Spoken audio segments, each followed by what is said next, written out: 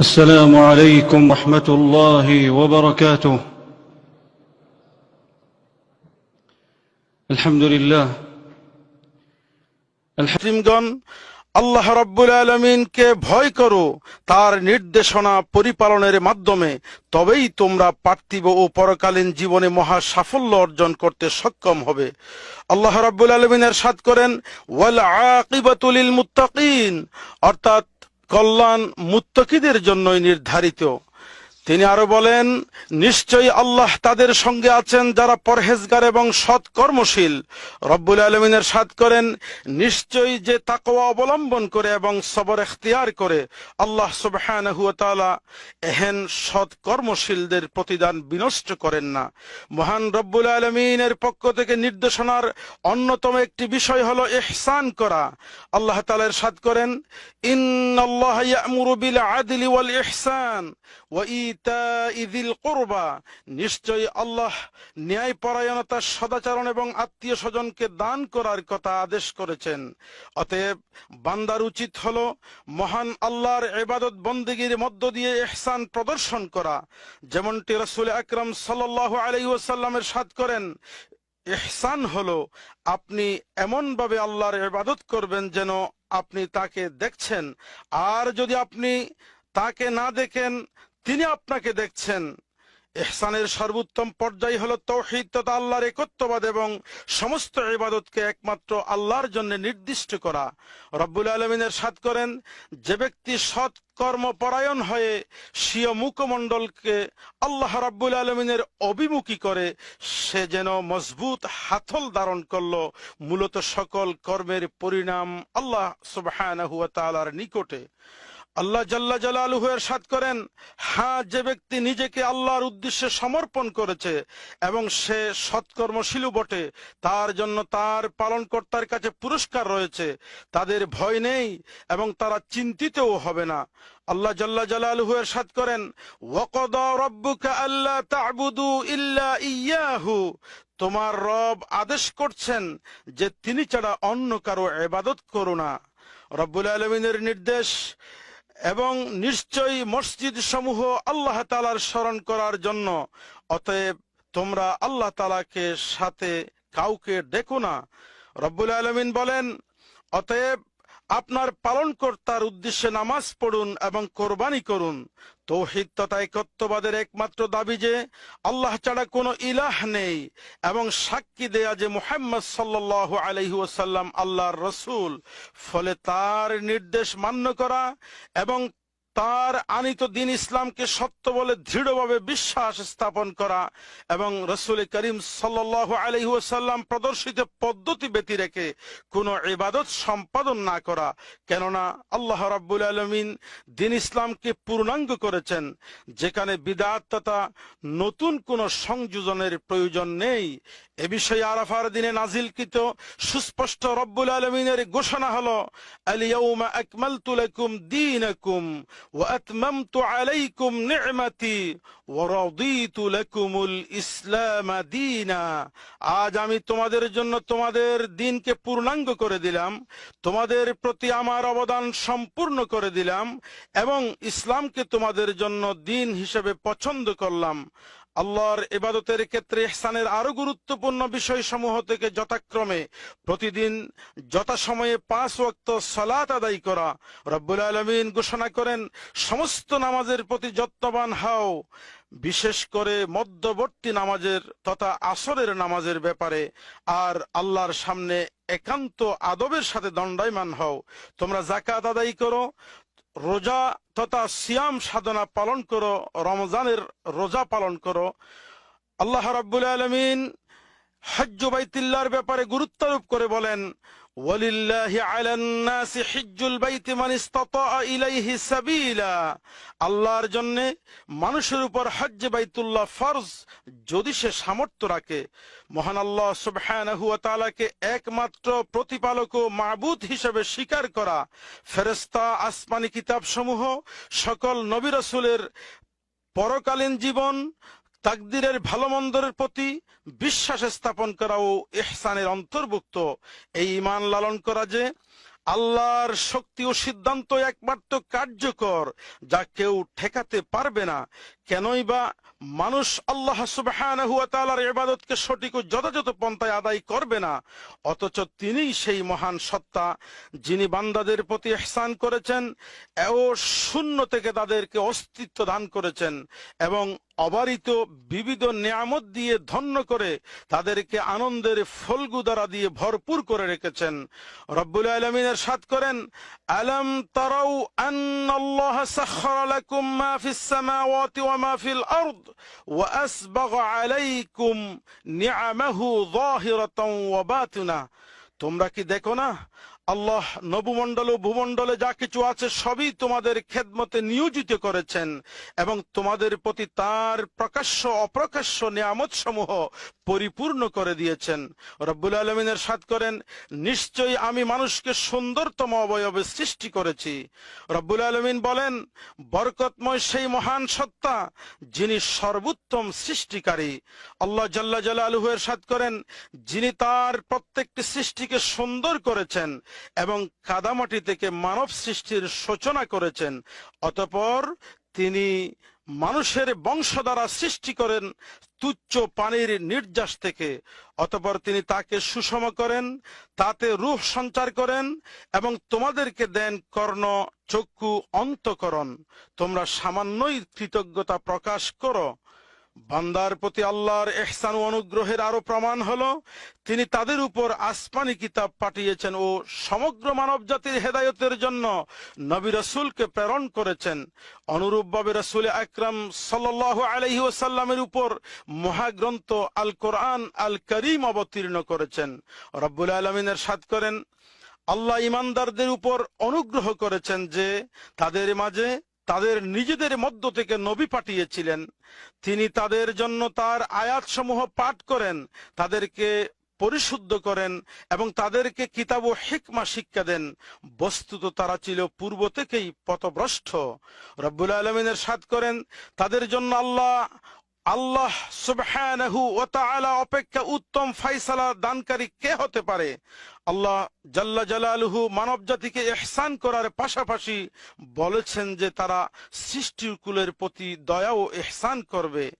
রব্বুল আলামিন বলেন, আল্লাহ যেমন তোমার প্রতি অনুগ্রহ করেছেন তেমনি তুমিও অন্যদের প্রতি অনুগ্রহ করো আর পৃথিবীতে ফাসাদ বিস্তারের চেষ্টা করো না। জেনে রাখো আল্লাহ ফাসাদ বিস্তারকারীদের পছন্দ করেন না। অতঃপর মানুষের প্রত্যেকের প্রতি দয়া ও ইহসান করো। রব্বুল আলামিন ইরশাদ করেন, আল্লাহর ইবাদত করো, তার সঙ্গে কাউকে শরীক করো না। পিতামাতার প্রতি সদ্ব্যবহার করো। আত্মীয় স্বজন, ইয়াতীম, মিসকিন, নিকট প্রতিবেশী, দূর প্রতিবেশী, সঙ্গী সাথী, পথচারী ও নিজের দাস দাসীর প্রতিও সদ্ব্যবহার করো।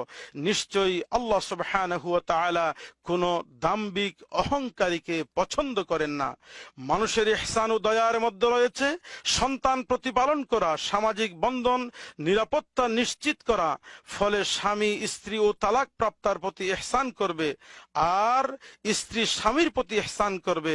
এ বিষয়ে রব্বুল আলামিনের ঘোষণা হচ্ছে, সচ্ছল ব্যক্তি নিজ সামর্থ্য অনুযায়ী এবং অসচ্ছল ব্যক্তি নিজ সামর্থ্য অনুযায়ী উত্তম পন্থায় খরচপত্রের ব্যবস্থা করবে। এটা সৎ কর্মশীলদের উপর এক অত্যাবশ্যকীয় করণীয়।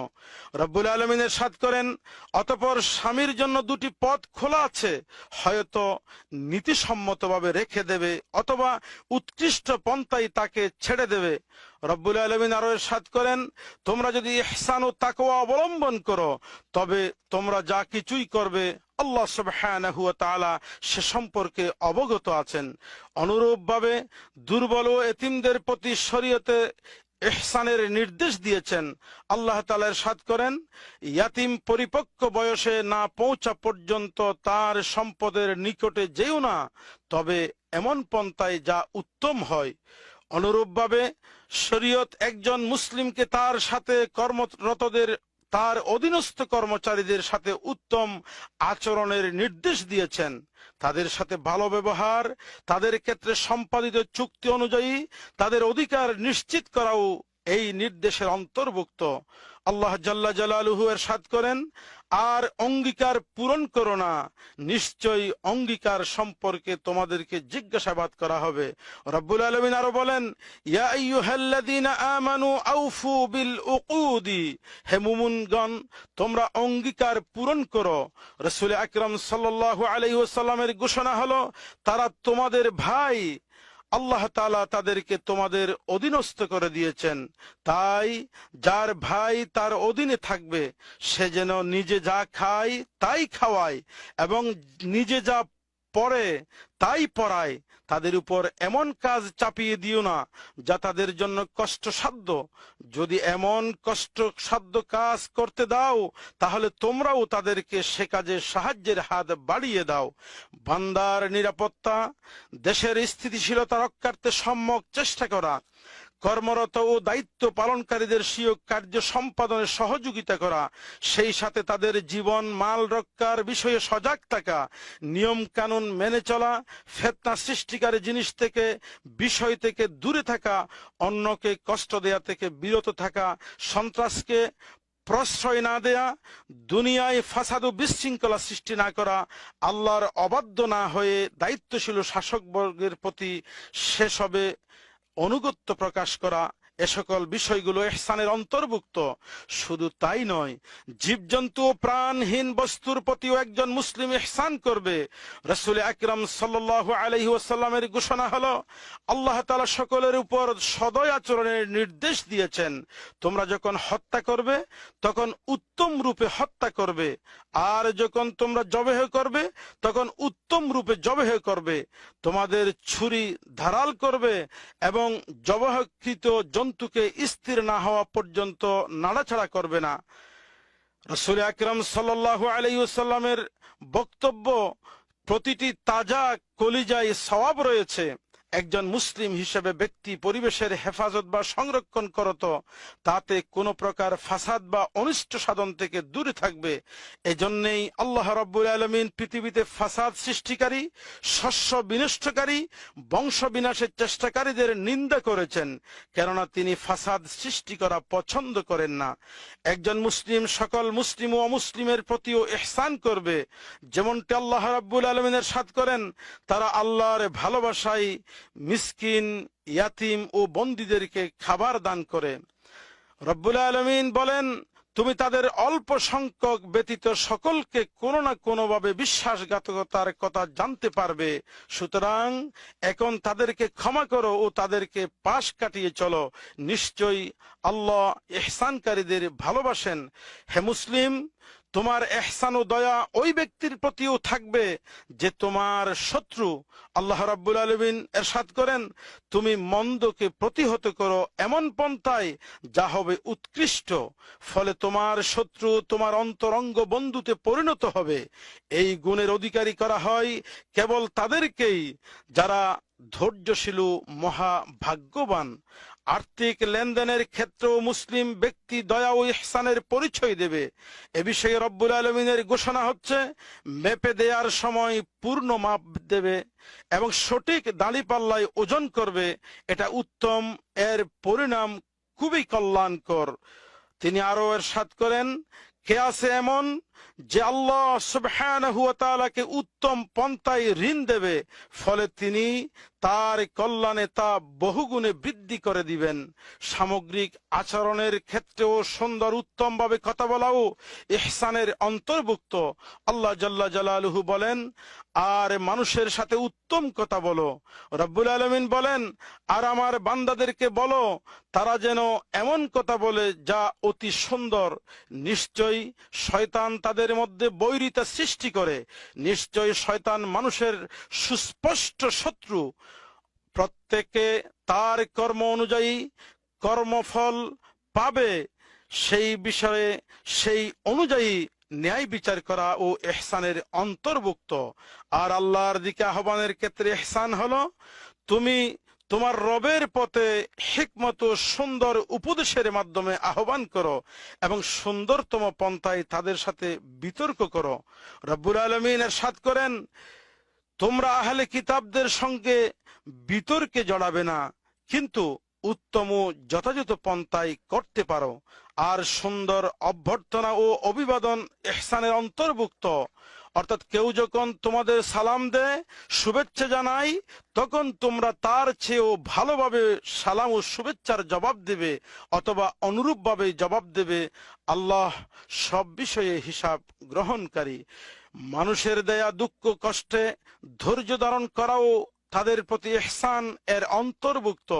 রব্বুল আলামিন ইরশাদ করেন, আর আপনি ধৈর্য ধারণ করুন, কারণ নিশ্চয়ই আল্লাহ সুবহানাহু ওয়া তাআলা ইহসানকারীদের প্রতিদান নষ্ট করেন না।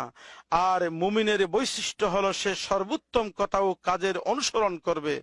রব্বুল আলামিন ইরশাদ করেন, অতএব আমার বান্দাদেরকে সুসংবাদ দাও যারা মনোযোগ সহকারে কথা শুনে অতঃপর তার মধ্যে যা উত্তম তা অনুসরণ করে। এসব লোকেরাই আল্লাহ সুবহানাহু ওয়া তাআলা হেদায়েত দান করেন। বস্তুত তারাই বুদ্ধিমান। মুমিন মাত্রই ভালো কাজ করে। নিশ্চয়ই ইহসান উত্তম কাজের প্রতিযোগিতা ও প্রতিদ্বন্দ্বিতার ময়দান। যেমনটি আল্লাহ রাব্বুল আলামিন ইরশাদ করেন, তিনি মৃত্যু জীবন সৃষ্টি করেছেন যাতে তিনি তোমাদেরকে পরীক্ষা করতে পারেন যে কে তোমাদের মধ্যে আমলের দিক থেকে সর্বোত্তম।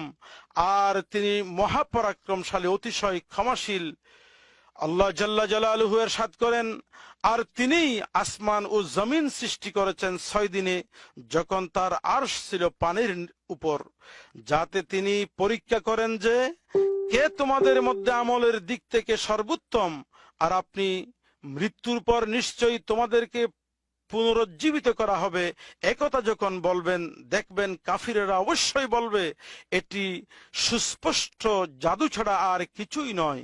রব্বুল আলামিন বলেন, নিশ্চয়ই জমিনের উপর যা রয়েছে তা আমি সুবাকর বানিয়েছি মানুষকে এই পরীক্ষা করার জন্য যে তাদের মধ্যে আমলের দিক থেকে কে শ্রেষ্ঠ। নিশ্চয়ই আল্লাহ সুবহানাহু ওয়া তাআলা ইবাদতের ক্ষেত্রে ইহসান এবং বান্দাদের প্রতি ইহসানের মাধ্যমে মানুষের নিজের প্রতি ইহসান ও দয়া করেন। যেমনি ভাবে আল্লাহ রাব্বুল আলামিন ইরশাদ করেন, তোমরা যদি ইহসান করে থাকো তবে নিজদের জন্যই ইহসান করলে। আর এভাবে নিজের প্রতি ইহসানের মাধ্যমে মানুষ আল্লাহর রহমত ও ভালোবাসা এবং সান্নিধ্য লাভে ধন্য হয়। রব্বুল আলামিন ইরশাদ করেন, ওয়াহসিনু ইন্নাল্লাহা ইউহিব্বুল মুহসিনিন। আর তোমরা উত্তম পন্থায় সৎ কাজ করো, নিশ্চয়ই আল্লাহ রাব্বুল আলামিন মুহসিনিনদের ভালোবাসেন। আল্লাহ তাআলা ইরশাদ করেন, আর নিশ্চয়ই আল্লাহ সৎকর্মশীলদের সাথেই আছেন। রব্বুল আলামিন বলেন, আপনি সৎকর্মশীলদেরকে সুসংবাদ দিন। রব্বুল আলামিন ইরশাদ করেন, নিশ্চয়ই আল্লাহর রহমত সৎকর্মশীলদের নিকটবর্তী। রব্বুল আলামিন বলেন, নিশ্চয়ই আল্লাহ সৎকর্মশীলদের প্রতিদান বিনষ্ট করেন না। আল্লাহ জাল্লা জালালুহু ইরশাদ করেন, যারা সৎকর্ম করেন তাদেরকে তিনি উত্তম প্রতিদানে ভূষিত করেন। রব্বুল আলামিন বলেন, যারা ভালো কাজ করে তাদের জন্য রয়েছে উত্তম পরিণাম আল্লাহর জান্নাত, এবং তার চেয়েও বেশি জান্নাতে তারা রব্বুল আলামিনকে দেখতে পাবে। আর ধুলো মলিনতা ও লাঞ্ছনা তাদের চেহারাগুলোকে আচ্ছন্ন করবে না, এবং তারাই জান্নাতে চিরস্থায়ী হয়ে থাকবে। আল্লাহ জাল্লা জালালুহু ইরশাদ করেন, সৎকর্মশীলদের উপর অভিযোগের কোনো পথ নেই। আল্লাহ তাআলা মুহসিনিনদের জন্য দুনিয়া ও আখিরাতের কল্যাণের ওয়াদা করেছেন।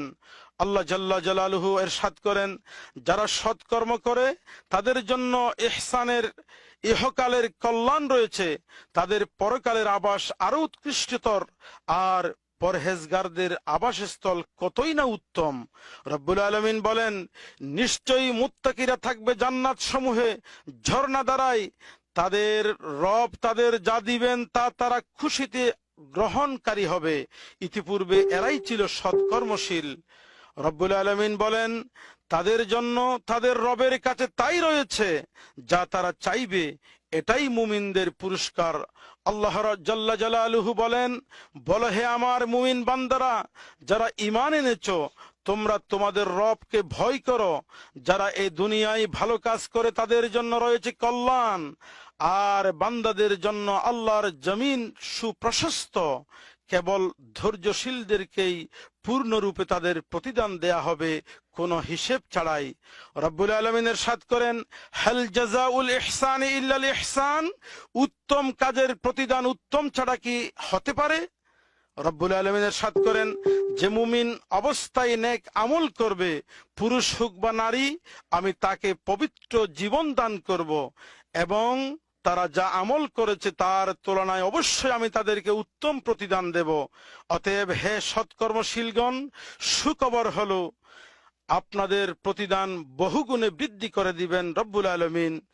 আল্লাহ রব্বুল আলামিনের হাবিব এরশাদ করেন, তোমাদের মধ্যে যে ইসলামকে ভালোভাবে পালন করবে তার প্রত্যেকটি নেক আমল 10 থেকে 700 গুণ পর্যন্ত বৃদ্ধি করা হবে। আল্লাহ রাব্বুল আলামিন ইরশাদ করেন, যে ব্যক্তি সৎকর্ম করবে তার জন্য আছে 10 গুণ পুরস্কার। বান্দাদের উপর আল্লাহ রাব্বুল আলামিনের অনুগ্রহ সমূহ থেকে একটি অনুগ্রহ হলো তিনি তাদের জন্য তওবার দরজা খোলা রেখেছেন যেন তারা মন্দের পরে ভালো কাজ করতে পারে, যতক্ষণ না পর্যন্ত পাপ থেকে ক্ষমা প্রাপ্তির অবকাশ থাকে। আল্লাহ রাব্বুল আলামিন তাই ইরশাদ করেন, তবে যে জুলম করে তারপর মন্দ কাজের পরিবর্তে সৎ কাজ করে তাহলে নিশ্চয়ই আমি ক্ষমাশীল পরম দয়ালু। রব্বুল আলামিন বলেন, ভালো কাজগুলি অবশ্যই মন্দ কাজগুলিকে দূর করে দেয়। অন্য আয়াতে আল্লাহ রাব্বুল আলামিন ইরশাদ করেন, যারা ভালো কাজের মাধ্যমে মন্দকে দূরীভূত করে পরকালে তাদের জন্য রয়েছে উত্তম বাসস্থান। আর শরীয়তের আনীত বিধানগুলো একটি এই যে ব্যক্তি দোয়া, প্রশংসা, অনুগ্রহ স্বীকার করে ইহসানের পরিচয় দেয় তাকেও প্রতিদান দেওয়া হয়। এজন্য দয়া ও ইহসানকে অস্বীকার করা ও মেনে না নেয়াকে রব্বুল আলামিনের হাবিব নিন্দা করেছেন। সমগ্র বিশ্বের মুসলিমদের প্রতি যারা গুরুত্বপূর্ণ ভূমিকা রেখেছেন তাদের মধ্যে খাদিমুল হারামাইন শরীফাইন বাদশাহ সালমান বিন আব্দুল আজিজ এবং ওয়ালিউল আহাদ প্রিন্স মোহাম্মদ বিন সালমান, তারা হাজিদের বিষয়গুলোকে অনেক যত্ন সহকারে দেখাশোনা করেন এবং হারামাইন শরীফাইনের গুরু দায়িত্ব পালন ও নিরাপত্তা জোরদারে আপ্রাণ চেষ্টা চালিয়ে যাচ্ছেন। হাজি ও উমরাকারীদের জন্য পর্যাপ্ত লোকবল যোগান দেওয়ার ক্ষেত্রে তাদের প্রচেষ্টার কোনো ঘাটতি নেই। বিশেষ করে হজ মৌসুমে রোগের সংক্রমণ রোধে ও তা থেকে মহামারীর কেন্দ্রস্থল রূপে পরিণত না হয় সেদিকে বিবেচনা করে সামাজিক দূরত্ব বজায় রেখে স্বাস্থ্যকর বিধিবিধান পরিবেশে হজ আয়োজনে তাদের অবদান অনস্বীকার্য। এক্ষেত্রে রাসূল আকরাম সাল্লাল্লাহু আলাইহি ওয়াসাল্লামের একটি বাণী অনুসরণযোগ্য, ইদা সামি'তুম বিত্তাউনি বিআরদিন ফালা তাদখুলুহা ওয়া ইদা ওয়াকা'a বিআরদিন ওয়া আনতুম বিহা ফালা তাখরুজু মিনহা। যখন তোমরা শুনতে পাবে কোন অঞ্চলে মহামারীর আবির্ভাব ঘটেছে তখন তোমরা সেখানে প্রবেশ করবে না, আর যদি তোমরা মহামারী আক্রান্ত কোন অঞ্চলে অবস্থান করে থাকো তখন তোমরা সেখান থেকে বের হবে না। আল্লাহ রাব্বুল আলামিন তাদেরকে উত্তম প্রতিদান ও বরকত দান করুন এবং তাদেরকে সকল মানুষের জন্য কল্যাণ, হেদায়েত ও সৌভাগ্যের কারণে পরিণত করুন। হে বাইতুল্লাহর হাজিগণ, আল্লাহ রাব্বুল আলামিনের হাবিব মুহাম্মদুর রাসূল সাল্লাল্লাহু আলাইহি ওয়াসাল্লাম যে পদ্ধতিতে হজ করেছেন সে পদ্ধতি তোমরা হজ করো। তাই রাসূলুল্লাহ ঘোষণা করেছেন, খুযু আন্নি মানাসিকাকুম, হজের ইবাদত আদায়ের বিধিবিধান আহকাম তোমরা আমার কাছ থেকে গ্রহণ করো। আল্লাহ সুবহানাহু ওয়া তাআলা ইরশাদ করেন, ওয়া আতিম্মুল হজ্জ ওয়াল উমরাতা লিল্লাহ, আর তোমরা আল্লাহর উদ্দেশ্যে হজ ও উমরা পরিপূর্ণভাবে পালন করো। এতে করে তোমরা ইহসানের মাধ্যমে হজ আদায়কারীদের অন্তর্ভুক্ত হবে। এই মর্যাদাপূর্ণ স্থানে আপনাদের নিজেদের, আপনাদের পরিবার পরিজন, আত্মীয় স্বজন, দেশের দায়িত্বশীল শাসকবর্গের সর্বোপরি উম্মাহ ইসলামিয়ার জন্য বেশি বেশি দোয়া করুন। কেননা আরাফাতের দিনের দোয়া এমন কোনো দিন নেই, আরাফাতের দিনের দোয়ার চাইতে এমন কোনো দিন নেই যেদিন আল্লাহ সুবহানাহু ওয়া তাআলা সর্বাধিক সংখ্যক লোককে জাহান্নামের আগুন থেকে মুক্তি দান করেন। এদিকে আল্লাহ সুবহানাহু ওয়া তাআলা প্রথম আসমানে অবতীর্ণ হন এই দিনে, অতঃপর বান্দাদের সম্পর্কে ফেরেশতাদের সামনে গৌরব গাথা কথা প্রকাশ করেন, হে আল্লাহ, তুমি তোমার মুমিন বান্দাদের প্রতি ইহসান করো এবং তাদেরকে পরস্পরের প্রতি ইহসানকারী বানিয়ে দাও, তাদের মাঝে হৃদয়ের সম্পর্ক সৃষ্টি করো এবং হকের উপর একাত্ম হওয়ার তৌফিক দান করো আর তাদের অন্তর সংশোধন করে দাও। আরাফার দিনে রাসূল আকরাম সাল্লাল্লাহু আলাইহি ওয়াসাল্লাম খুতবা প্রদান করলেন। অতএব হযরতে বেলালকে আজানের নির্দেশ দিলেন। আজান পরবর্তী ইকামত দানের মধ্য দিয়ে 2 রাকাত জোহরের সালাত, অতঃপর ইকামত দিয়ে 2 রাকাত আসরের সালাত আদায় করলেন, অর্থাৎ জামউ বাইনাস সালাতাইন করলেন। এরপরে তার উষ্টির উপর চড়ে আল্লাহকে স্মরণ করতে থাকেন। যখন সূর্যের লালিমা ডুবু সূর্য অস্তের সেই মুহূর্তে, তখন তিনি মুজদালিফার উদ্দেশ্যে রওয়ানার প্রস্তুতি নিলেন। এই সময়ে তিনি সকলের উদ্দেশ্যে ঘোষণা করলেন, ইয়া আইয়ুহান নাস আলাইকুম বিস-সাকিনাতি ওয়াল ওয়াকার, হে মানব সকল, শান্ত ও ধীর গতিতে চলো। অতঃপর তিনি মুজদালিফায় পৌঁছার পর 3 রাকাত মাগরিব ও এশারের 2 রাকাত কসর এর মধ্য দিয়ে আদায় করলেন, অর্থাৎ এক্ষেত্রে তিনি জামউ বাইনাস সালাতাইন অর্থাৎ মাগরিবের নামাজ এবং এশারের নামাজ মুজদালিফায় এসে পড়লেন। অতঃপর মুজদালিফায় সারা রাত কাটিয়ে প্রথম ওয়াক্তে ফজরের সালাত আদায় করলেন এবং ভোরের আলো স্পষ্ট হওয়া পর্যন্ত আল্লাহর কাছে দোয়া অব্যাহত রাখলেন। অতঃপর সূর্য উদয় হলে মিনায় গিয়ে জামরাতুল আকাবায় পাথর নিক্ষেপ করেন। এরপরে কোরবানির পশু জবাই ও মাথা মুন্ডন করেন। তারপর তাওয়াফে ইফাদা তথা ফরজ তাওয়াফ করেন এবং তাশরিকের দিনগুলোতে নিজেকে আল্লাহর স্মরণে ব্যস্ত রেখে মিনায় অবস্থান করেন। পরে একে একে 3টি জামারায় পাথর নিক্ষেপ করেন। ছোট ও মধ্যম জামারাতে পাথর নিক্ষেপের পর আল্লাহ রাব্বুল আলামিনের কাছে দোয়া করেন। দুর্বল ও অক্ষমদের জন্য মিনায় রাত্রি যাপন না করারও সুযোগ রেখেছে ইসলাম। আল্লাহ রাব্বুল আলামিন ইরশাদ করেন, যখন হজের অনুষ্ঠান সম্পন্ন করবে তখন আল্লাহ সুবহানাহু ওয়া তাআলাকে এমন ভাবে স্মরণ করবে যেমন তোমরা তোমাদের পিতৃপুরুষদেরকে স্মরণ করো, বরং তার চাইতে বেশি। হাজী সাহেবরা তাদের দোয়ায় রব্বানা আতিনা ফিদ দুনিয়া হাসানা ওয়া ফিল আখিরাতি হাসানা ওয়া কিনা আযাবান নার, এই দোয়াটি সংযোগ করবেন। বারবার এই দোয়ার মাধ্যমে আল্লাহ রাব্বুল আলামিনের কাছে তাদের আবেদন অ্যাপ্লিকেশন সাবমিট করতে থাকবেন। হে আমাদের রব, আমাদেরকে দুনিয়ার কল্যাণ আর আখিরাতের কল্যাণ দিন, আমাদেরকে আগুনের আযাব থেকে রক্ষা করুন। আল্লাহ রাব্বুল আলামিনের হাবিবের সুন্নত হলো 13তম দিন পর্যন্ত মিনায় অবস্থান করা, আর সেটাই উত্তম। তবে 12তম দিনে চলে যাওয়ার অনুমতি রেখেছে ইসলাম। পরিশেষে হজের সমস্ত কাজ সম্পাদনের পরে রাসূল আকরাম সাল্লাল্লাহু আলাইহি ওয়াসাল্লাম মক্কা ত্যাগের আগ মুহূর্তে বিদায়ী তাওয়াফ সম্পন্ন করেন।